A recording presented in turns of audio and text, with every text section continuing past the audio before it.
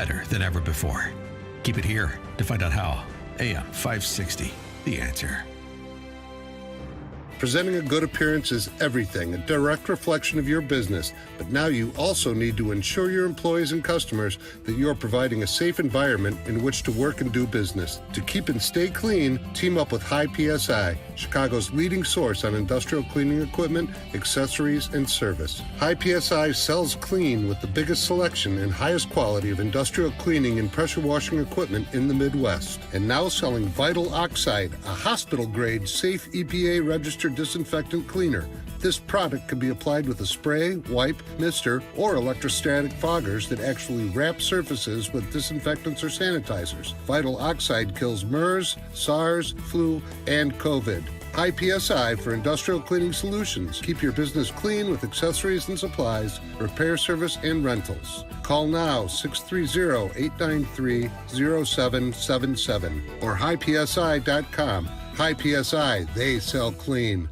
I love golf, and I also stink at golf. I've tried it all, the lessons, the special swing contraptions, the neon brush tees, the funny hats, the putting all of my change in my left pocket. I like to say I just happen to have a high golf handicap. My friends would say I have a high talent disadvantage. Hey, it's Ryan, and luckily, while I might be fighting some disadvantages on the golf course, at our Faith and Family Mortgage team, we're lucky to be able to serve AM 560 listeners with a unique advantage. Our team is an arm of a bigger company who is a direct lender, which means our company gets to use its own money and make its own decisions within its own walls. And for you, that can mean shorter turnaround times and often a lower rate, which could save you monthly and lifelong money on a new home, refinance, or cash out refinance. We are United Faith Mortgage. We pay your appraisal fees up to $500. United Mortgage Corp, Melville, New York. NMLS number 1330. Ryan Brecka, NMLS number 65233. For all licensing information, go to nmlsconsumeraccess.org. Get the best sleep of your life. Helix makes personalized mattresses to fit your unique body type and sleep preferences. Go to helixsleep.com and get up to $200 off during their holiday sale. It is 6:37. Let's check the roads in the Team Hochberg Traffic Center with Jim Talamonte. In Lansing this morning on 8094 eastbound at Torrance Avenue, there's a large pothole. This is affecting the two right lanes. Prepare to slow down there approaching Torrance. Northbound Tri-State, all lanes are open again before St. Charles. There had been a situation with a pedestrian walking ramp. State police and emergency responders have cleared the right lane. We're seeing delays on I-57 inbound from the Tri-State to Sibley. There's a collision in the left lane. Travel time is 18 minutes from I-80 to the merge. Mount Stevenson delays start at Cicero, 32 minutes, 3:55 to Lakeshore Drive. In Mount Ryan, traffic's a little congested approaching the Stevenson. That's traffic. I'm Jim Talamonte on AM 560 The Answer. Chicago's Morning Answer continues next in our 1-hour heating and air conditioning weather center. Not as warm today. Periods of sun, maybe an afternoon shower. High 78, partly cloudy, nice overnight, low near 60. Currently 62 at O'Hare, 64 along Chicago's lakefront. Your next news update is at 7. Breaking news as it happens. Chicago's Morning Answer with Dan and Amy continues next on AM 560, The Answer. Listen to AM 560, The Answer, online at 560theanswer.com, on the AM 560 mobile app, on your Alexa-powered smart speaker, on TuneIn, iHeart, and radio.com. When you've got questions, he always has an answer. It's Sean Hannity, this afternoon at 2 on AM 560, The Answer. Good morning, Dan and Amy. Federal Reserve Bank of Boston President Eric Rosengren said yesterday, we'll be in a situation where the economy is growing more slowly than we might have hoped a few months ago, talking about the second half of 2020, saying it's going to be more difficult than anticipated. Imagine the government commissars underestimating the difficulty of the situation that they have created. Some of the better economic data we've been getting has reflected the fact that those places are opening up, but they may not be opening up as safely as they need to be.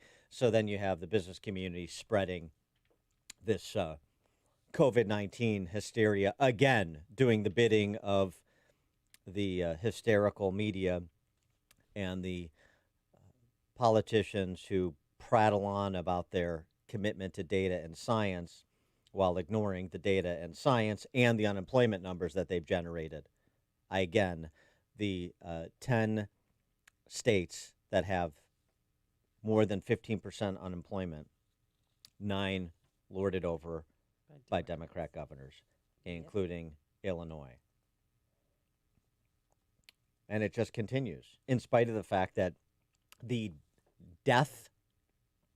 daily death count on COVID-19 has been dropping precipitously since April. You have a 99.9% chance of surviving if you get it. And those are pretty good odds, guys. And again, in terms of moving the goalposts, it was never about you're not going to get sick. It was, do we have the capacity to treat the severe cases, and do we understand what the case fatality rate is across the various demographics, various patient profiles, so we have an understanding of, just what the exposure in terms of loss of life is. Well, here we are, and this is just at the tail end, perhaps, of the first wave. Larry Kudlow had this to say about the tail end of the first wave and what we're looking ahead to. I think the PPP program, the Payroll Protection Program, probably saved as much as 55 million jobs. I think you saw it in the May numbers, temporary layoffs and furloughs going back to work by 3 million. I think a lot more of that's coming. I think in general the rescue package was extraordinary, led by the president, tremendous bipartisan votes in both the House and the Senate. I think by and large it worked. I saw a piece in the New York Times this morning that suggested the government support programs actually held down the poverty rate. I think that's remarkable. And I know the income increased a lot in April and probably will continue in May and June. So I think that package worked. We're proud of it. I think now I'd love to see us move, this is just me talking, from the rescue mission, through the transition of the reopening into medium and long-term economic growth incentives so we can really have not only a great rebound in the second half, but 2021 could be a big bang year, and so could 2022. We did it once. We had it going great guns. It's a fundamentally sound economy as the emergency passes and the opening occurs. So that's my view. I'd like to slant it towards economic growth incentives as much as possible. Kudlow in a difficult position, particularly against the backdrop of President Trump announcing and signing an order yesterday barring new immigrants, H-1B visas for high-skilled workers, as well as H-2B visas for seasonal workers through year's end, preventing hundreds of thousands of new immigrants who are expected to rely on visas to work in industries ranging from tech and consulting to landscaping and seasonal jobs at resorts. Lindsey Graham said that will have a chilling effect on the recovery. I agree with him. Let's find out what John Tamny thinks. He's the editor of RealClearMarket's.com. He's the director of the Center for Economic Freedom at FreedomWorks and the author of The End of Work, Why Your Passion Can Become Your Job. John, thanks for joining us again. Appreciate it. Hey, guys. Thanks for having me on. First, Kudlow's, general happy warrior disposition about where things are at, surviving. Now let's get to recovery with growth incentives. The only problem, of course, is you're not going to be able to get any of those growth incentives through the House. Yeah, people in politics have to play politics, but I'm forever troubled by this notion that we always need policy, that we need Washington to create policy so that we can grow. The last I remember, in February of 2020, the economy seemed to be growing just fine. And so to me, all policy is a non sequitur. You want to get things moving again, just take the government's proverbial boot off of the neck of the U.S. economy.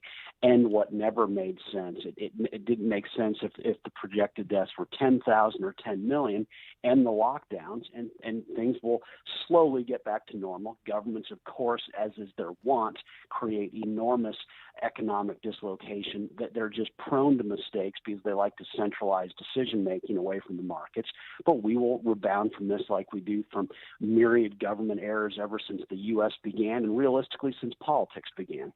And what do you think of Trump's order on H-1B and 2B visas? My response is he can't have it both ways. If this is going to be the most amazing economy ever, you will have immigrants. The question is, do you want them to be, quote, illegal or legal? Countries that grow are a magnet for the world's strivers. It's a huge source of pride to me that people around the world risk their lives to get to this amazing nation. And so to pretend that you can shut out reality just by saying, okay, we're going to stop allowing workers in, it's unrealistic, and it just means we're going to create illegal workers where otherwise they'd be legal to be here, adding to the economy. The jobs aren't finite. Jobs are a function of investment, and so countries that attract talented, that attract the strivers, are naturally magnets for investment on the way to exponentially greater job creation. So it's Trump stepping on the foot of growth. To be clear, he's not great in all ways on the economy. Yeah, well, tech giants aren't too happy about it. But also, so is President Trump limiting immigration visas because of the pandemic or because of joblessness here in the United States? Or a combination of both? I think he likes to say that it's mostly about keeping jobs around for American workers, but there's no such thing as doing that. And I really struggle with Republicans making a statement like that in the first place.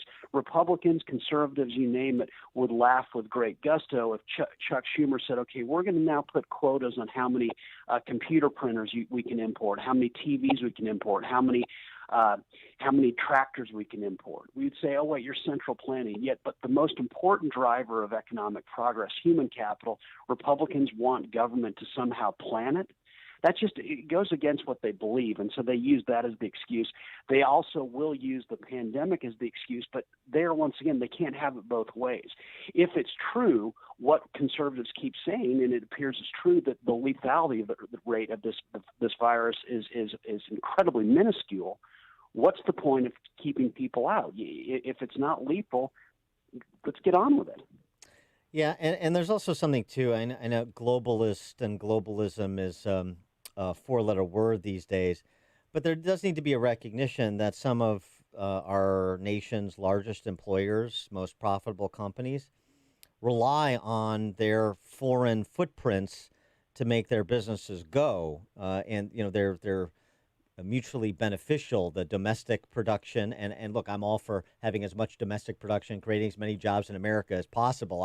I believe that, but I don't believe that government commissars know better than, say, the executives at Apple or Johnson & Johnson or Microsoft or ExxonMobil or Walmart or Ford or so forth. Mark Perry put together a good chart on this over at the American Enterprise Institute. I mean, the foreign assets of some of our biggest companies are in the tens and hundreds of billions of dollars. The foreign employment of some of our biggest companies are in the tens and hundreds of thousands of people. And you can't just wish that away, nor would you want to.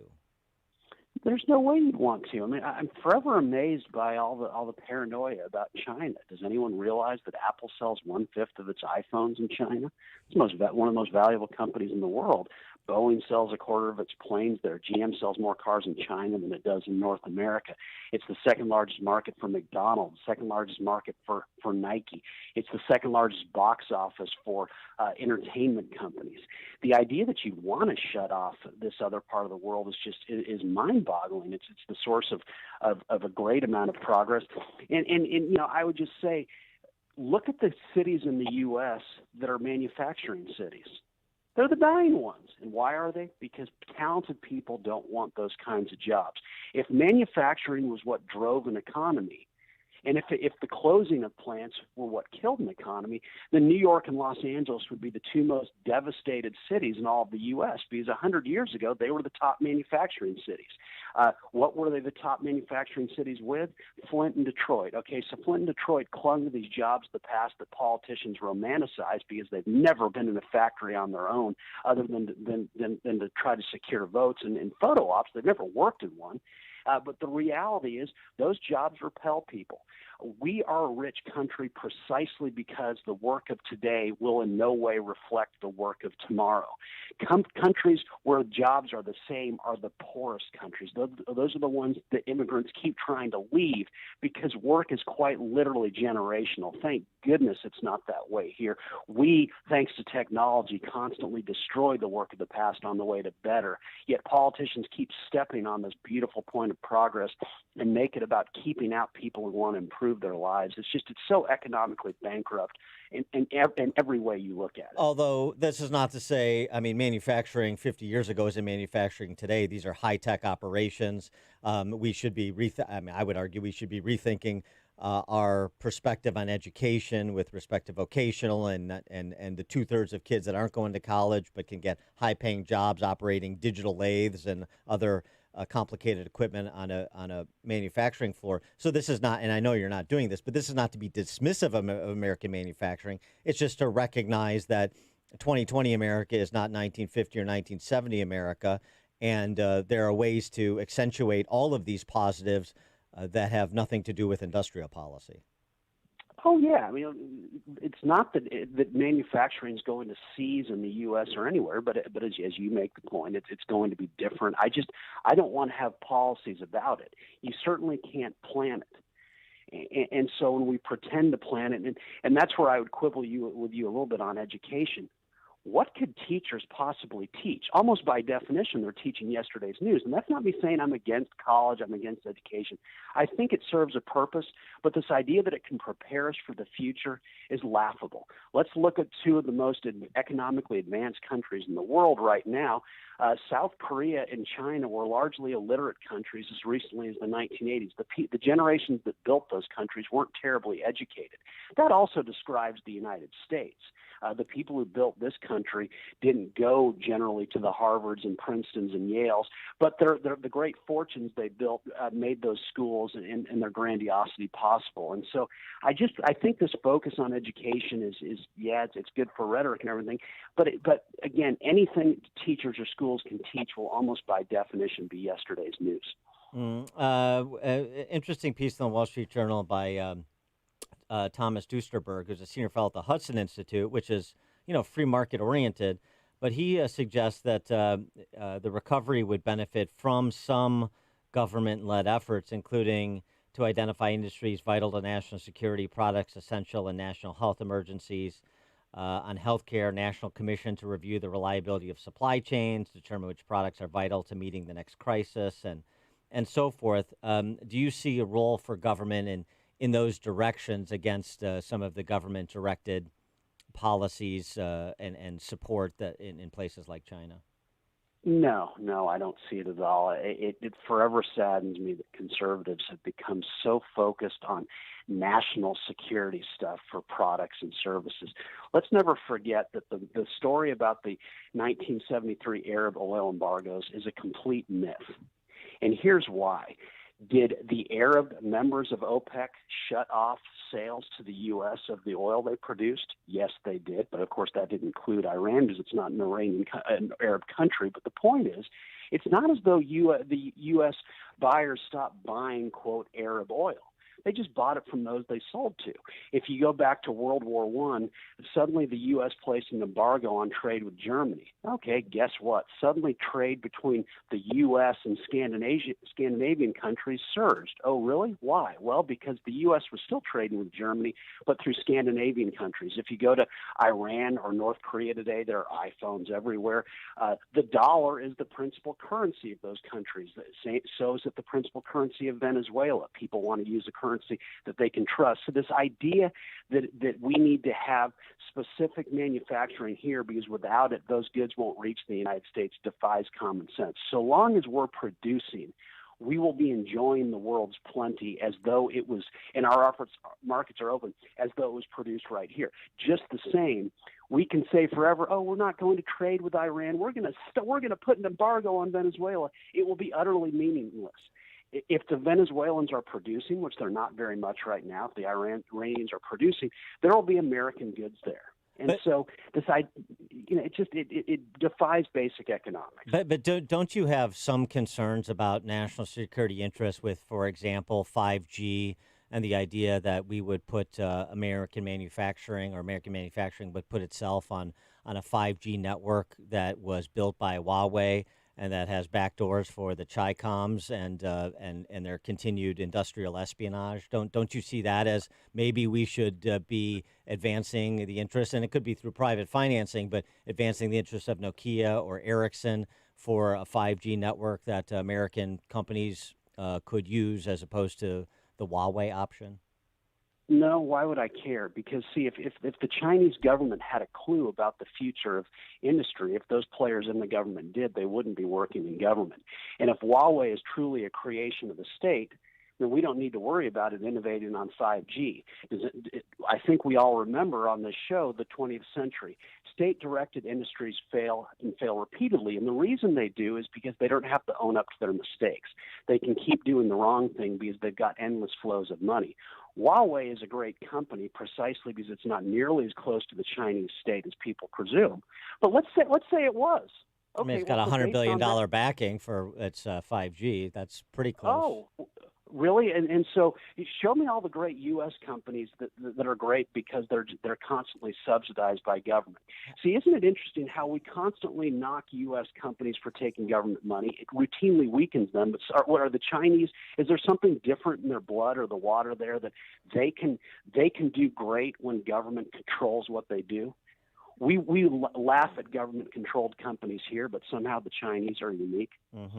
Mm-hmm. I mean, I'll just tell you, if you can tell me which companies to mimic and spy on in the United States, if you can tell me which companies to spy on in China in terms of future, let's go to New York today. We'll raise billions of dollars, and in about a year, we'll be billionaires. It's hard to predict the future. Yeah, I mean, but it's hard to predict the future. Let's go back to 2007. The iPhone was laughed at. Remember how Steve Ballmer said that, it's going to be a niche product at best. BlackBerry said that we're going to destroy these guys. And so you want to bet that probably the Chinese were trying to copy the BlackBerry back in 2007. How'd that work out?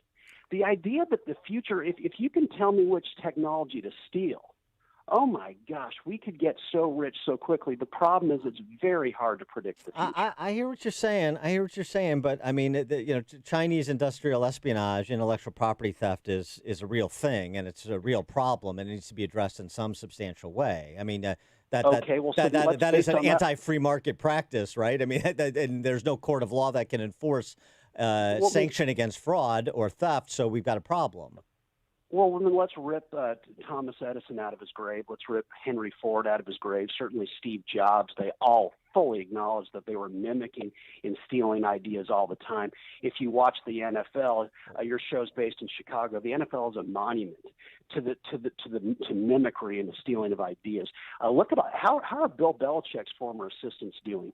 They watched him for years and years. Talk about espionage. What's the record? It's very hard to reproduce genius, and so to pretend that it's simple, I think so thoroughly insults American industry to say that, what Steve Jobs created is just easily redone in China. Oh, please. Why do we consistently insult our industry like that by saying that anyone can just steal it and reproduce it, but also somehow have the knowledge to reproduce it as though the future of markets are so easy to predict? I reject that notion outright. I think this trend among conservatives to pretend that the Chinese, a country full of people who absolutely worship everything that's created here, it's a massive market for American product precisely because the Chinese have such a love affair going on with American production. John, we're gonna have to leave it there, but I do appreciate it. Always thought provoking. John Tamny, editor of RealClearMarket's.com, author of The End of Work: Why Your Passion Can Become Your Job. Thanks again, John. Appreciate it. Thank you. And he joined us on our turnkey.pro answer line. Coming up on Chicago's Morning Answer, we'll pick up our discussion of the violence in Chicago over the weekend at 7:07. And Tina Fey, look out. The mob is coming for you next. We'll explain why. But now let's head into that newsroom. Here is Mike Scott. Good morning, Mike. Amy and Dan, a 3-year-old girl suffers a graze wound in a South Side shooting.